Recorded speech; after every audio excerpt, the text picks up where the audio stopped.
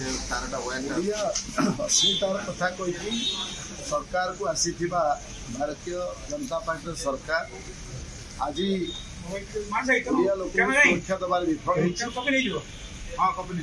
ରାଜ୍ୟପାଳଙ୍କର ପୁଅ ଯେଉଁଭଳି ଭାବରେ ଓଡ଼ିଆ କର୍ମଚାରୀଙ୍କୁ ମାଡ଼ ମାରିଲେ ସେ ବାବଦରେ ଆମର ସ୍ପଷ୍ଟ ଦାବି ହେଉଛି ତାଙ୍କ ପୁଅକୁ ଗିରଫ କରାଯାଉ, ଆଇନ ଶାସନ ପ୍ରତିଷ୍ଠା ଯେଉଁଥିପାଇଁ ସେ ବିଫଳ ହୋଇଛନ୍ତି ଏବଂ ସେଥିପାଇଁ ଆମେ ପ୍ରତିବାଦ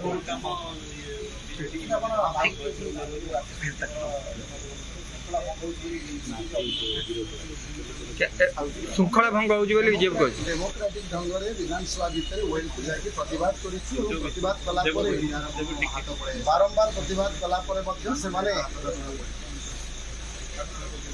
କର୍ଣ୍ଣପାତ କରୁନାହାନ୍ତି ଏବଂ ଓଡ଼ିଆ ଅସୁବିଧା କଥା କହିକି ଆସୁଥିବା ସରକାର ଆଜି ଯେତେବେଳେ କର୍ଣ୍ଣପାତ କରୁନାହାନ୍ତି ସେମାନେ କେଉଁଠି ନା କେଉଁଠି ରାଜ୍ୟପାଳଙ୍କୁ ଦୌଡ଼ୁଛନ୍ତି ଏବଂ ଓଡ଼ିଆ ଲୋକଙ୍କୁ ନ୍ୟାୟ ଦେବାରେ ସେମାନେ ବିଫଳ ହୋଇଛନ୍ତି।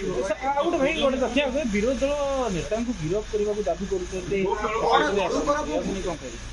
ଇଏ ଗୋଟେ ହାସ୍ୟାସ୍ପଦ କଥା। ମୁଁ କାହିଁକି ପାର୍ଲାମେଣ୍ଟ ପ୍ରାକ୍ଟିସ୍ରେ ଆଜି ପର୍ଯ୍ୟନ୍ତ ଏ କଥା ଆମେ କେଉଁଠି ଦେଖିନାହୁଁ।